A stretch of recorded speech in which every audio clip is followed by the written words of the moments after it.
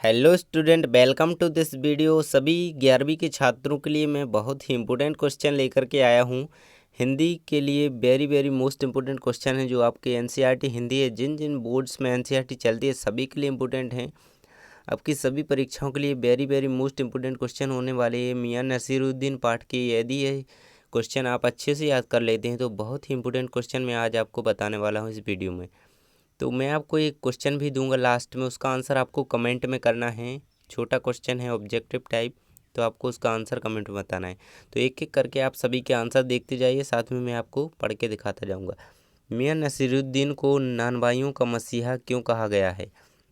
तो इसका आंसर हम देख लेंगे। मियां नसीरुद्दीन को नानबाइयों का मसीहा कहा गया है क्योंकि वे मसीहाई अंदाज में रोटी पकाने की कला का बखान करते हैं। वे स्वयं भी 56 तरह की रोटियां बनाने के लिए प्रसिद्ध हैं। वे तुनकी और रुमाली जैसी महीन रोटियां पकाते हैं। वे रोटी बनाने को कला मानते हैं। इस प्रकार से आप इसका आंसर यहाँ तक पूरा याद कर लेंगे।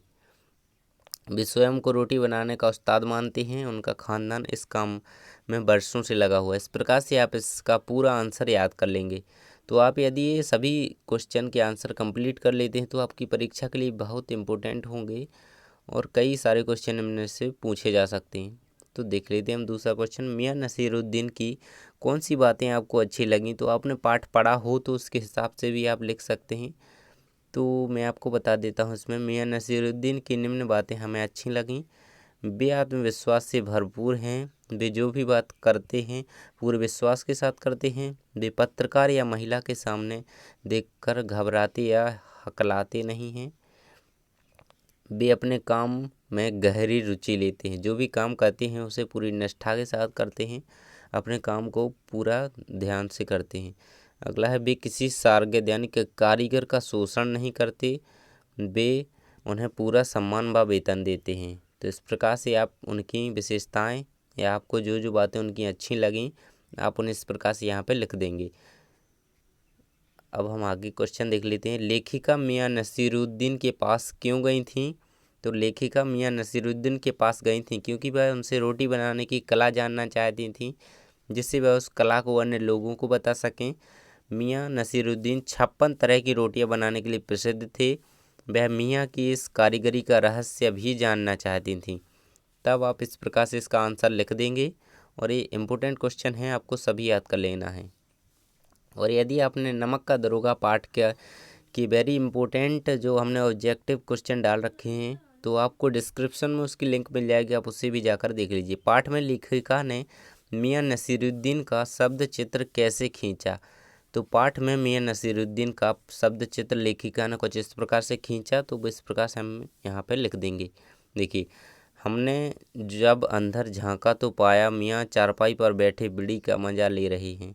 मौसमों की मार से पका चेहरा, आंखों में काइयाँ, भूलापन और पेशानी पर मजे हुए कारीगर के तेवर।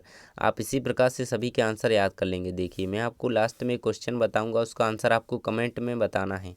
मियां नसीरुद्दीन के अनुसार सच्ची तालीम क्या है? तो इसका आंसर हो जाएगा, उनके अनुसार सच्ची तालीम व्यवहारिक प्रशिक्षण है।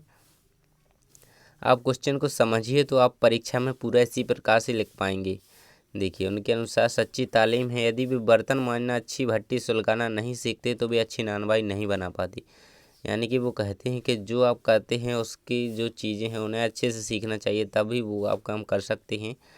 केवल कागजी या ज़बानी बातों से काम नहीं सीखा जाता, शिक्षा को अपनाना अधिक महत्वपूर्ण है। तो इसका आंसर हो जाएगा। अब देखिए, आपको इसका आंसर कमेंट में बताना है। देखिए, सभी अच्छे से इसे पढ़ लीजिए। मियां नसीरुद्दीन किस खालिस्तान किस्म की रोटियों के लिए प्रसिद्ध थे? तो आपको इसका आंसर कमेंट में देना है। तो सभी इसे ध्यान से देख लीजिए और पढ़ लीजिए। इसका आंसर जिसको पता है जल्दी से कमेंट में हमें बताइए। मियां नसीरुद्दीन खालिस्तान किस्म की रोटियां बनाने के लिए मशहूर थे। इसी प्रकार से अगले पार्ट के भी हम आपको इम्पोर्टेंट क्वेश्चन प्रोवाइड कराएंगे। और इस पर पार्ट की यदि आप ऑब्जेक्टिव क्वेश्चन इम्पोर्टेंट चाहते हैं तो वो जल्दी से कमेंट में बताइए। और पिछले पार्ट यानी कि नमक का दरोगा जो पार्ट है आपका, उसकी आपने इम्पोर्टेंट ऑब्जेक्टिव क्वेश्चन और पार्ट का जो सार है वो आपने नहीं देखा है तो नीचे डिस्क्रिप्शन में आपको वीडियो मिल जाएगी, आप वहाँ से जा कर के देख लीजिए। थैंक्स फॉर वॉचिंग, मिलते हैं अगले वीडियो में।